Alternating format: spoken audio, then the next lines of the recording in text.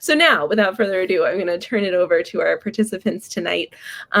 William DeBuys is the author of several books, including The Last Unicorn, River of Traps, a New York Times Notable Book of the Year, and Pulitzer Prize nonfiction finalist, The Walk, which is a staff pick at Point Reyes Books, and Salt Dreams, Land and Water in Lowdown, California. He was a Guggenheim Fellow, and he lives in New Mexico.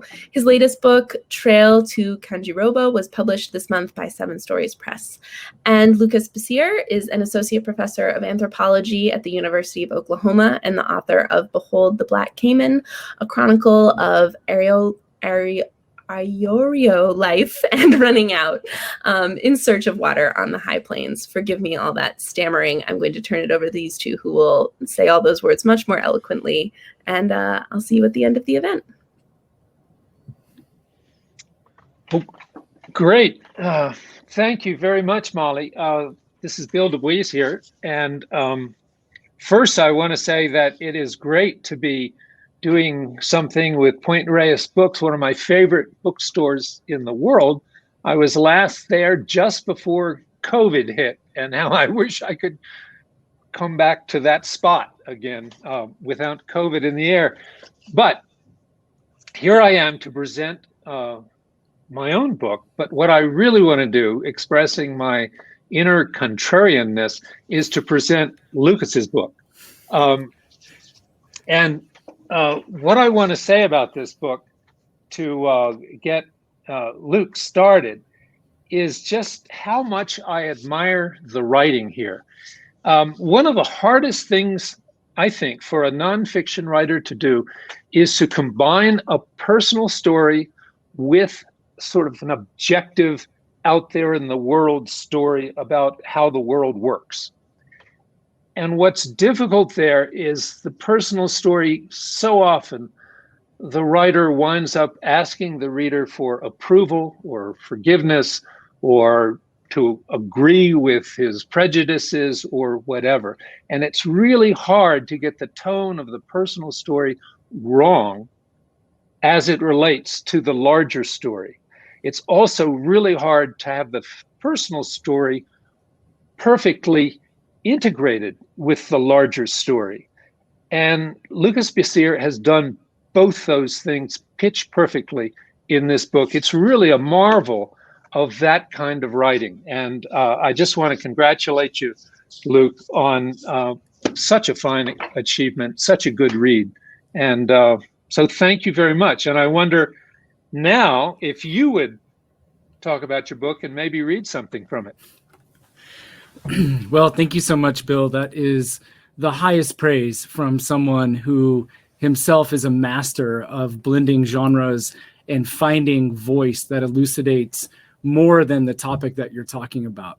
One of the things that I admire about your latest book, which is really an incredible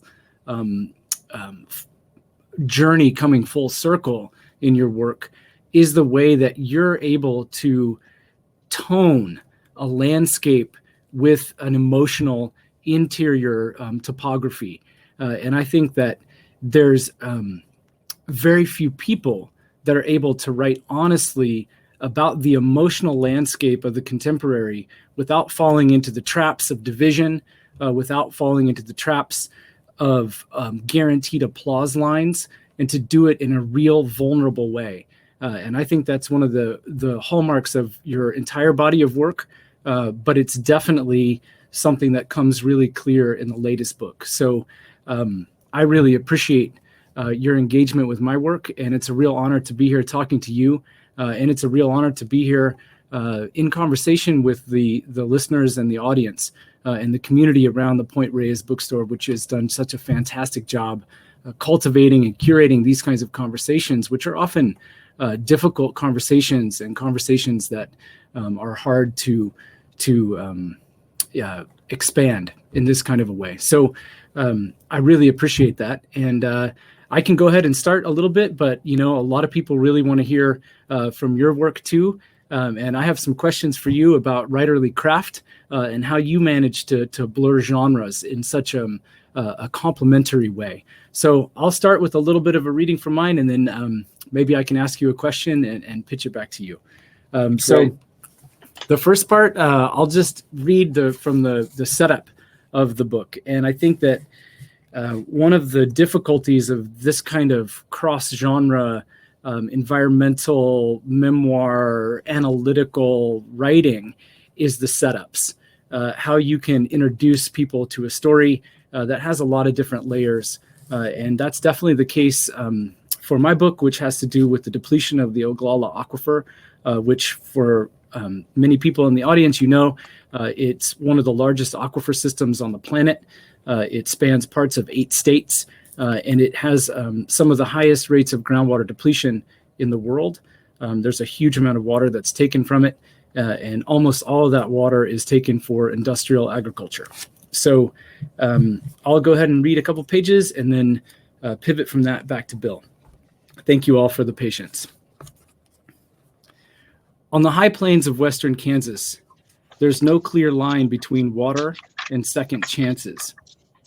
Although I didn't know it at the time, I was in search of both when I turned my Prius off a 2-lane highway and onto the washboard gravel that led back to the farm. After 15 years, the land matched my memories of it. I recalled precisely the vault of space, the circled sky the most dominant feature, and the sun a physical weight. Grids of stubble that rotate every half mile, from corn to wheat to sorghum back to corn. Each field a parable about boys who become men by learning to plow every inch, by knowing what not to know, by never leaving or by never coming back. The road dead ends at the breaks of the now dry Cimarron River, where the tablelands fall abruptly to a ribbon of short grass nestled in a river bend with sage sandhills rising to the south. Here stands the Little Rock House. Named after century-old concrete walls and corrals, it was once my great-grandfather's cattle camp. This is where I spent most of my adolescent summers, and it's where my father has returned to live out his years amid broken flint and buried bison bones. He answered the metal door in his preferred retirement getup, a SpongeBob bathrobe and a silver belly Stetson. At that moment, I realized the only thing I could say for certain was that he was born to this gusty land. Before, he liked to keep his distance. By then, he had little choice. And sometimes distance is as close to caring for each other as a father and a son can get. I stayed one night. Like always, I slept in the fixed-up barn, not the house. When the irrigation motor woke me up, I knew I'd been gone too long. So that sets up the scene, and from there, it goes into questions about what this motor means, and the fact that I learn about aquifer depletion from my first visit back to reconnect with my father, and then it goes from there. So, I think that one of the things that I really love about your work, Bill, is the ways in which you tone this kind of indebtedness to place with an emotional register, and you work with people. You populate really difficult environmental problems. So I would love to hear you read a little bit from your book. Thank you, Luke. That was, I'm glad you read that setup from yours. It really struck me. When you encounter a new book, and this is what I tell students all the time, that a writer has just a few minutes to capture the trust of the reader. And if you don't do that right away, you're kind of sunk. And I opened your book and I read those paragraphs you just read, and you had me on board right away. You make it or lose it sometimes right in the first sentences. And so good on you for getting that the way you did. One thing that struck me too is that both of our books begin with a sense of depletion, which is now going to be one of the major metaphors that I use. I didn't use it before. You brought it to my attention. I just introduced my situation as being sort of heartsick, but I think depletion is more what I found my starting place to be. My book, The Trail to Kanjiroba, is the third book in an accidental trilogy. I say accidental because way back when I began the effort, I didn't have either the good sense or the nerve to take on something this big, and it just kind of came together. The first book is A Great Aridness, which is about climate change in the Southwest. And incidentally, in that book, I wrote a lot about water, and I'm really struck at finding the same vocabulary about water and the same behavior about water in your book, dealing with underground water in the Ogallala, as I did with surface water from the Colorado River in Arizona, in A Great Aridness. And maybe we'll get around to talking about some of the commonalities there. But that first book of the trilogy was about climate change. The second one is called The Last Unicorn, and it's about the search for a very rare large mammal in the forests, some people would call them jungles, of Laos and Vietnam. And that book became an investigation of really the loss of biodiversity, the sixth great extinction, and the general human war on wildlife. Coming back from Laos, I was really heartsick. I was really depleted. And I felt I needed to find a way to live with contradictory thoughts and emotions. One is to be able to look climate change and biodiversity loss in the eye, to look at the facts without flinching, and yet at the same time remain committed to trying to improve Earth care, trying not to lose heart, trying to deal with my own depletion and not running out, to borrow a phrase from your title.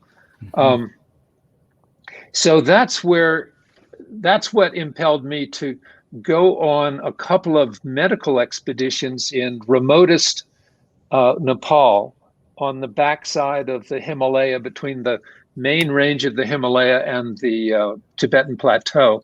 And I went with medicos who were practicing medicine in really difficult situations.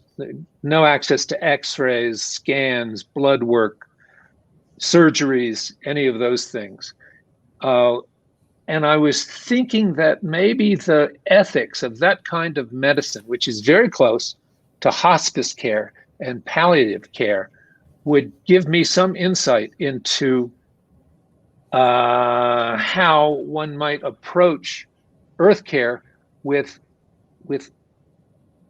greater effectiveness, with a lighter heart, with less attrition on the caregiver. So that's the sort of the setup there. I'm going to read just the book is composed of 61 very short chapters, too short to be called really chapters. I call them episodes. And I'll just read one of the shortest and actually lightest of the episodes. It's titled Yatra. And Yatra means pilgrimage. We were a medical expedition, but we were also a pilgrimage. And the idea of pilgrimage becomes really important to the book and really important to the answers that I found in my quest. So this is Yatra.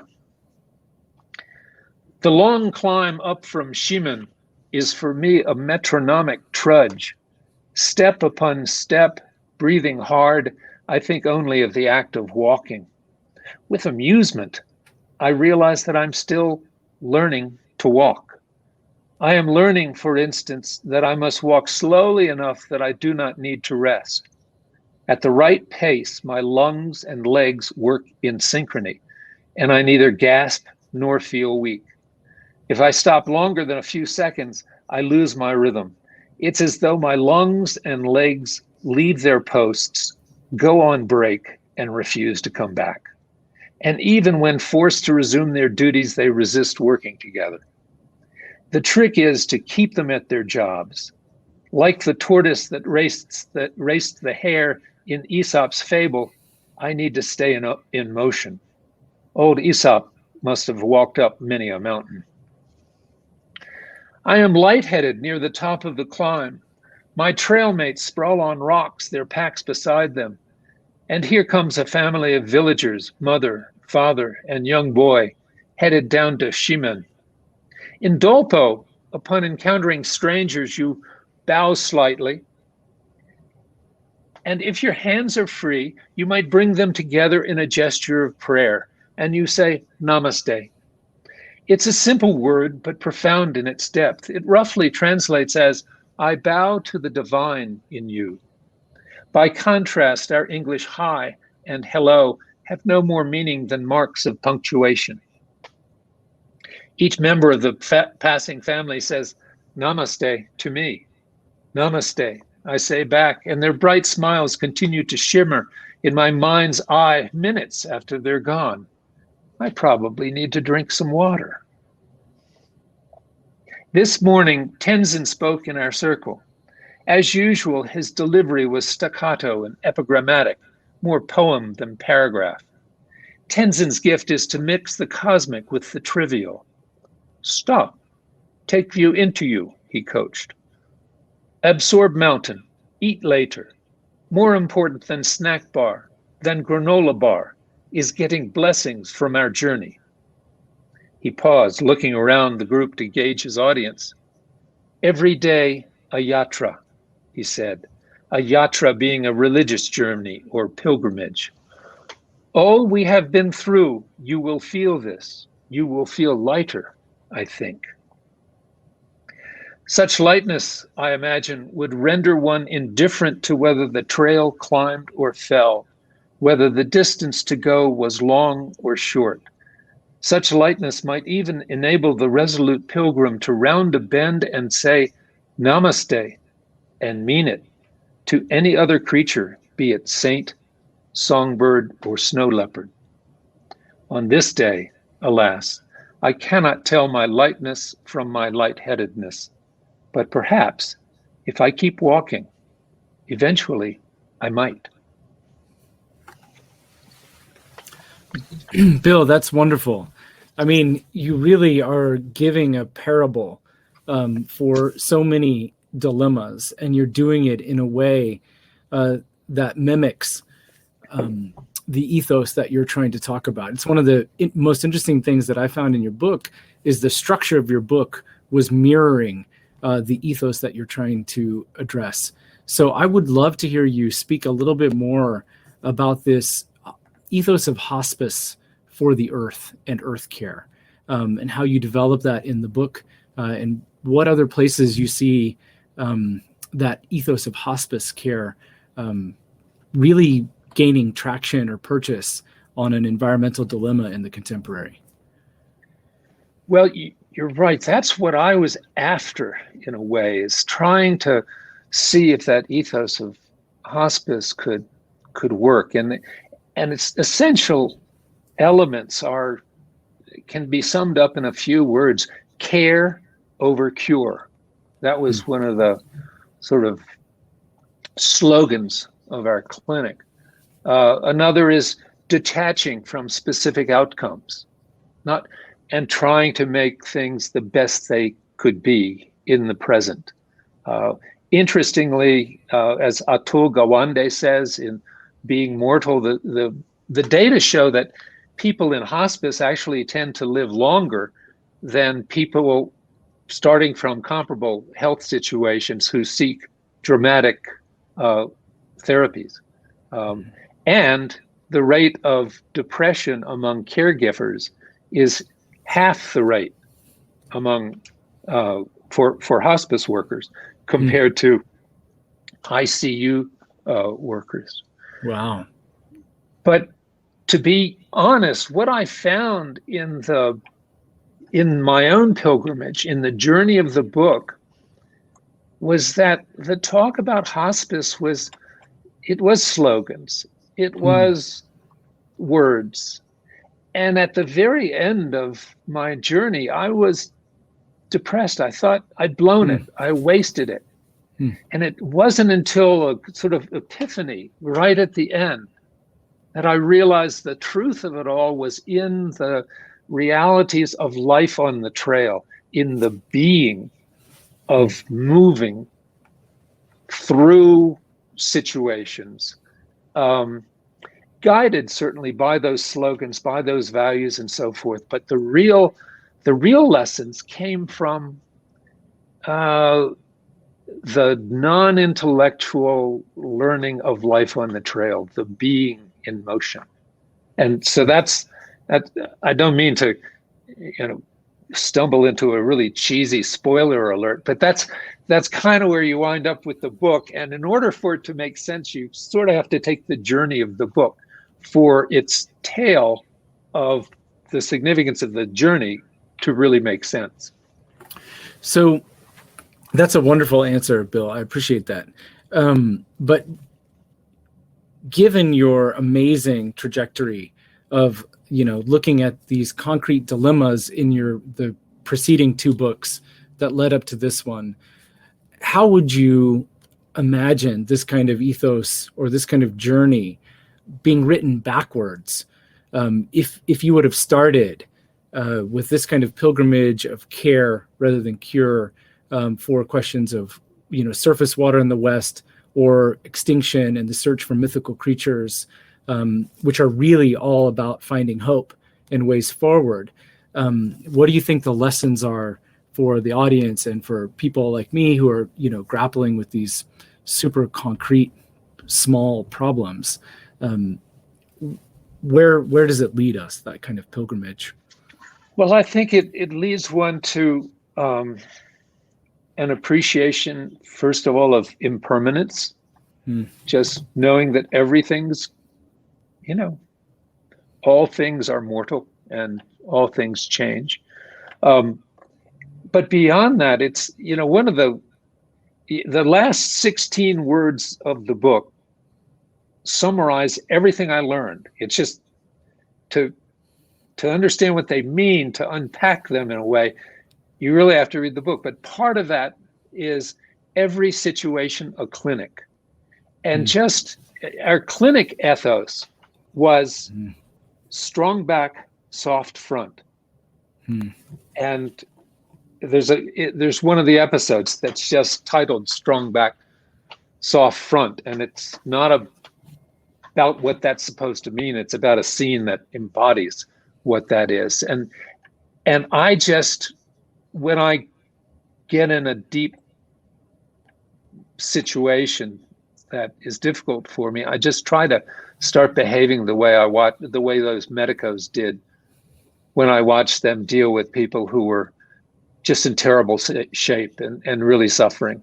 And they're just body control epitomize for me how one can think about depleted groundwater, about communities that are fated to blow away, about people who are so damn stubborn that they keep trying to fix the situation with the same reasoning that got them into the situation, which I read in that character John you had, who is the spokesperson for the what is it, Southwest groundwater or something or other area.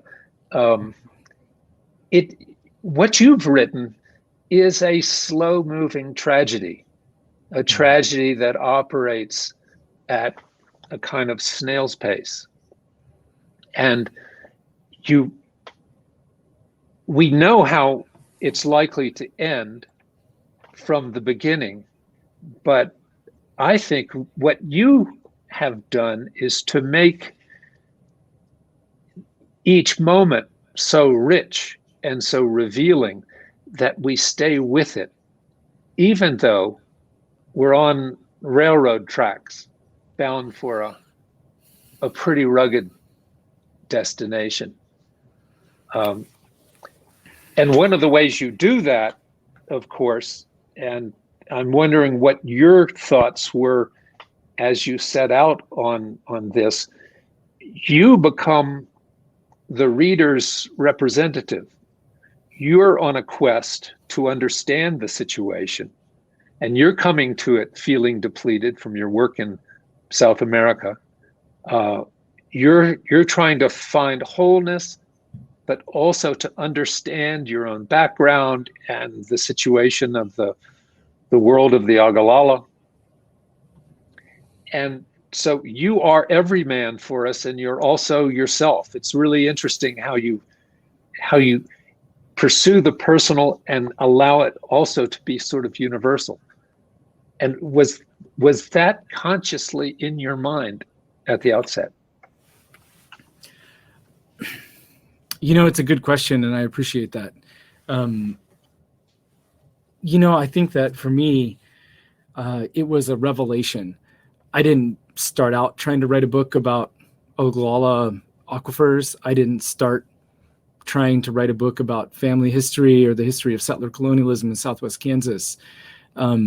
It really organically unfolded, perhaps not unlike you, as a response to a moment that I felt was just intolerable.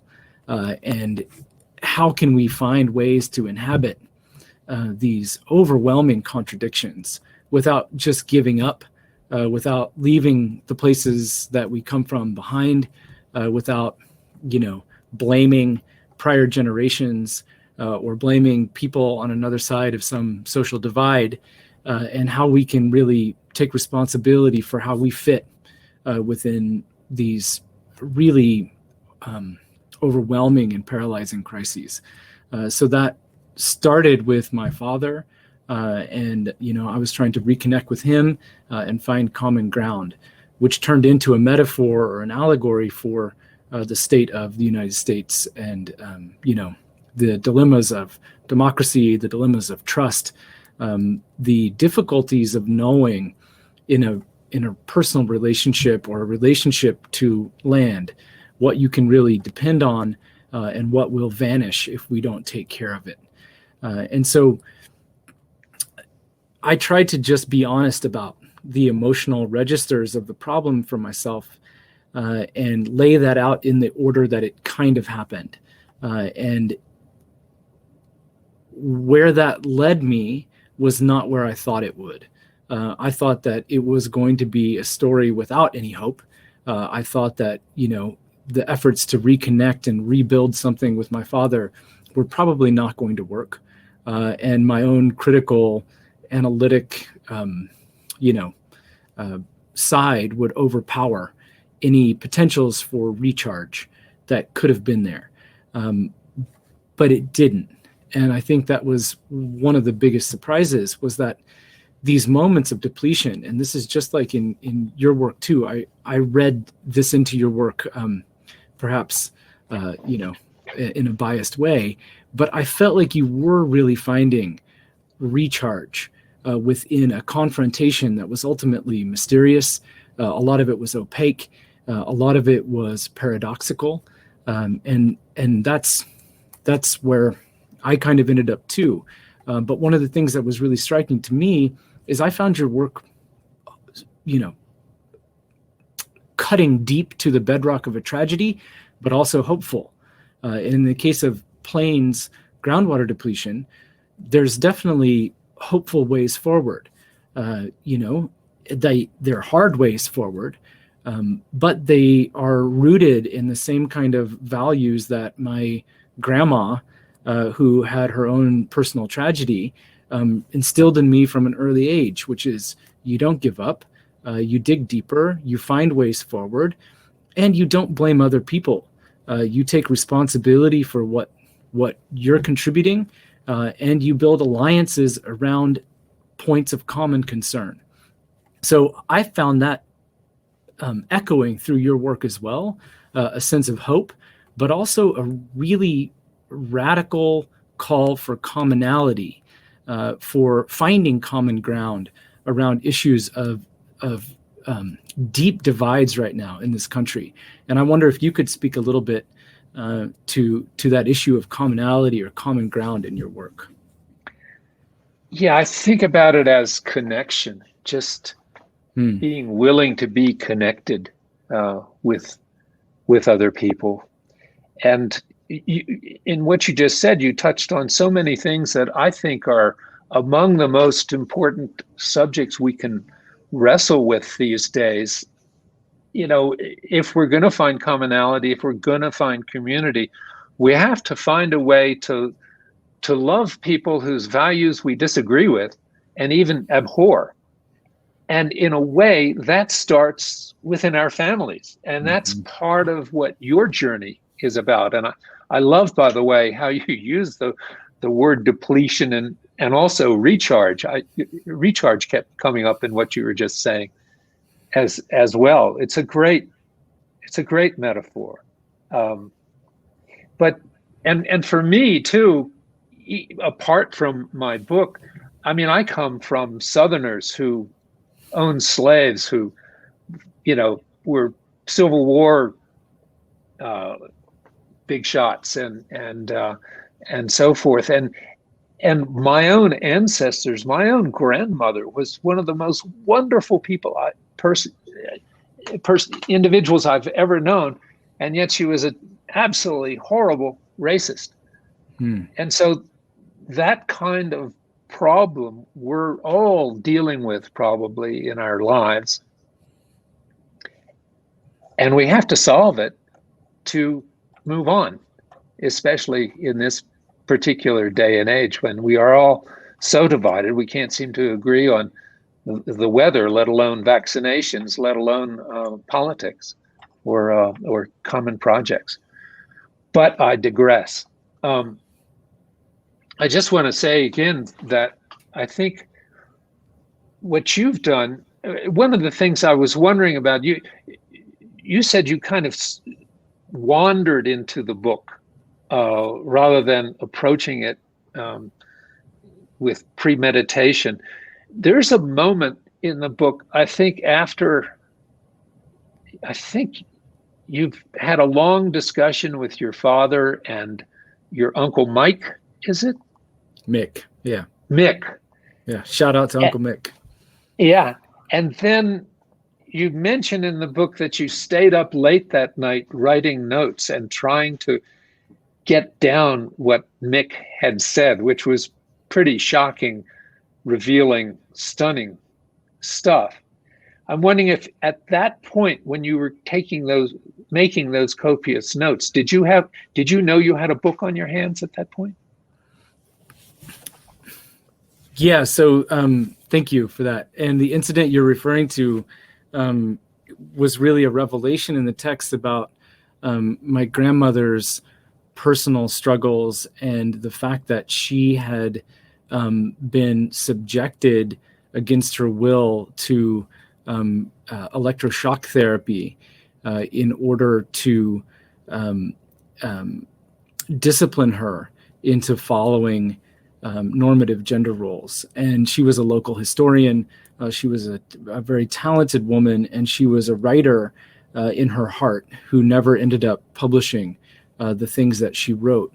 So I don't think that I knew that this was a book project until I discovered her notes in a cabinet at the Little Rock house, the family ranch.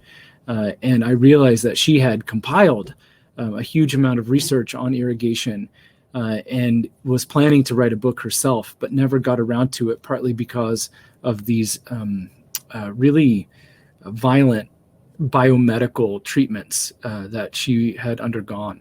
And part of her story was reacting to her own father, who was much more typical agribusinessman of the time. And she had rejected that legacy and was trying to find another legacy. And so it was when I found her notes that I thought, this is something to do for her. It's something to do for reckoning with my relationship with my father, and also for trying to honor the spirit of never giving up that she really embodied.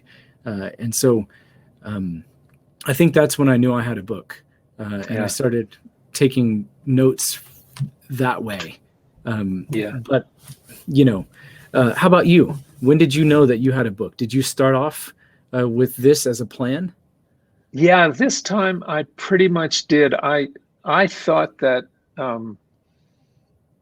somehow I was going to make a book out of my journeys in Nepal, but I didn't. You know, in fact, I had a hell of a time selling the book to a publisher. I got rejected so many places, first because I didn't know how it was going to end. And I was trying to sell it when it was only half written.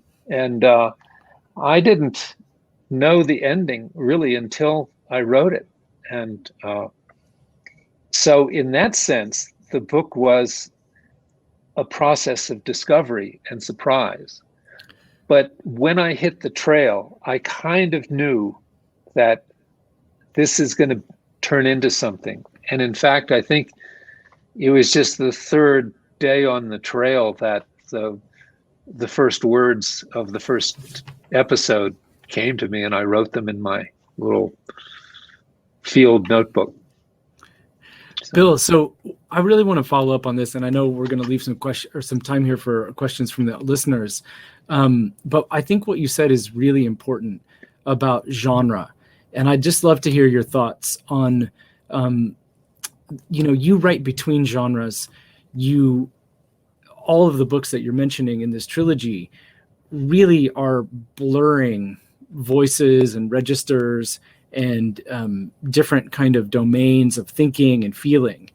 And I wonder if you could just riff on how you think the difficulty of writing across genres and the lack of an easy publishing outlet may speak to the problems of the contemporary, if that makes sense what I'm saying. Yeah, like the difficulty of writing about these problems now. I don't draw big lessons from my own predicament. I just write the one way that the story makes sense to me, and I think the most important element is that the story has got to have a sense of discovery. And if the writer is discovering the story as he or she is going along, writing it, then somehow that sense of discovery will, through osmosis, communicate to the reader. If you've got it all figured out in advance, the story dies for me. And I can tell when people are, strictly within their genre and they're basically, I don't know what the contemporary equivalent would be, but ages ago, people wrote papers from file cards.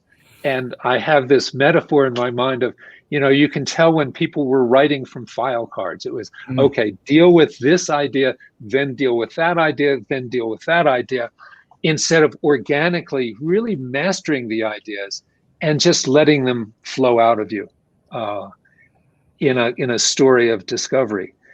So I don't really think about genres. I just try to write what I would like to read. And for me, the masters, when I get stuck, or when I feel like it's just not quite working, one of the things I do is go in and read some from the masters, among whom I would include John McPhee and Peter Matheson, and in some respects Wallace Stegner and others, and my good friend Terry Tempest Williams. So those are, I don't know if that, do you think it speaks to anything in terms of contemporary problem solving and how we conceptualize our problems? Well, I think there can be a radical edge to that genre mixing, because in your work, especially if you imagine these three books as really an extended conversation, you're getting closer to the ways that real people inhabit these kinds of insoluble contradictions. They don't have the luxury of inhabiting water loss piecemeal or according to just one sliver of any particular scholarly discipline or any particular art practice. It's really an existential mosaic, and that doesn't conform to any easily marketed genre. So by blurring those lines, by searching for expertise, one of the hallmarks of your work is your conversational, elevation of expertise. And you are synthesizing a lot of loose ends that really rings true. And I think gets beyond a kind of pat formula for offering solutions to these problems, when we know that part of the issue is that the solution is often already co-opted by the problem. When we're talking about things like planetary change and planetary crisis. So I think that your genre work does have a politics to it that really is important right now. Well, in that context, I'll say that I think that something that's important in any real writing is doubt. Paradox, ambiguity, and irony tend to inhabit our real lived appreciation of the dilemmas we face. And doubt is always in there. And unless you leave room for doubt and the exploration of doubt in your narrative, it's going to be too narrow. It's not going to have the vibration of the real world. And one thing I try to do is to get the voices of other people into narrative. And, if there's something I really want to have said, I try to get somebody else to say it for me,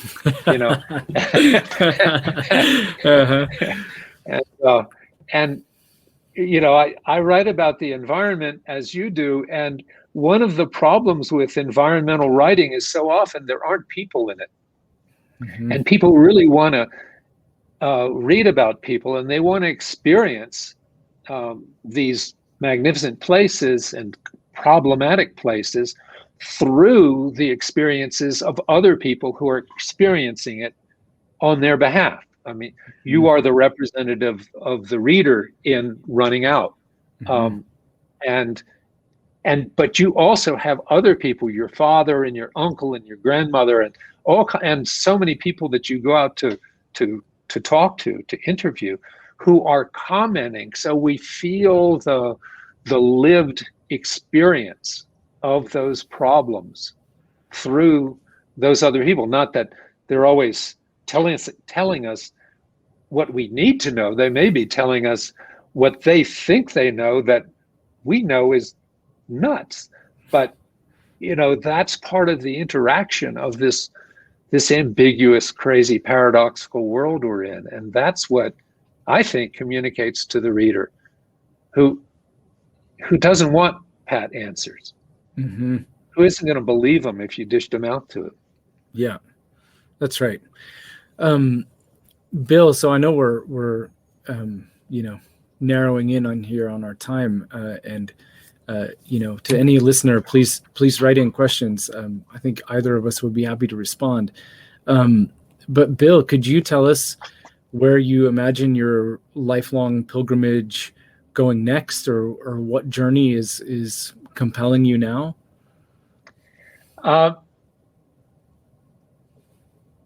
I'm working on a couple of different projects that are pretty close to home. I think I keep coming back to this valley where I live in northern New Mexico, and I think there'll be something there.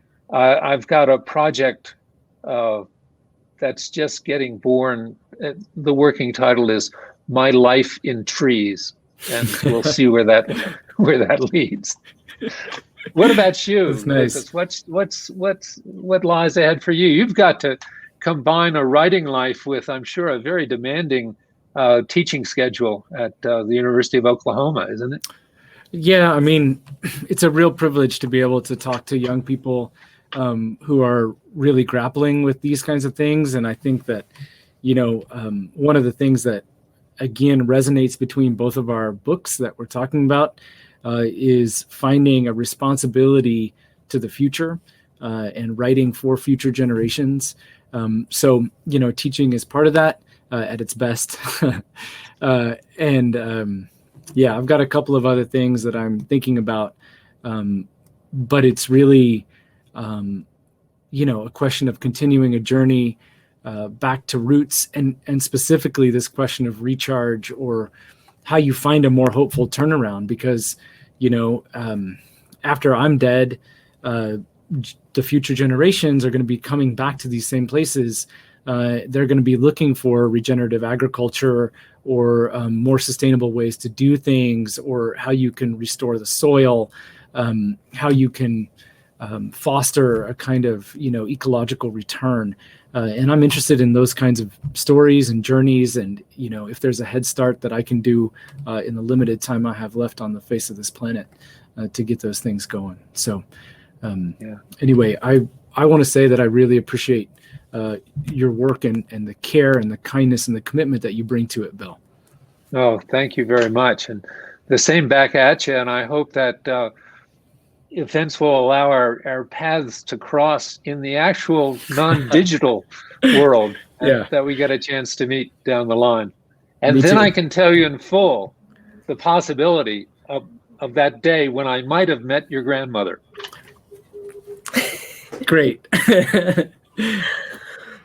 What a wonderful conversation. Thank you both so much. And yeah, our only regret is that we're not doing this in person. This would have been a particularly rich conversation to have in Point Reyes, I think. And to have that sense of place around us would have been wonderful. But hopefully we'll all be able to gather in one of these places or another before too long. Of course, down to the wire, I have something to pass on. A note from an audience member to pass on to you, but we ended on a perfect note. I don't want to mess with a good thing here with the way you two tied up that conversation so naturally. So thank you all so much for joining us. And thank you, Lucas and Bill, so much for being here. And everyone, please check out these important and beautiful books at the link at the bottom of your screen, or wherever you would like to buy them. And we hope to see you all soon. Take care, everybody. Be well. Thank you. Thank you.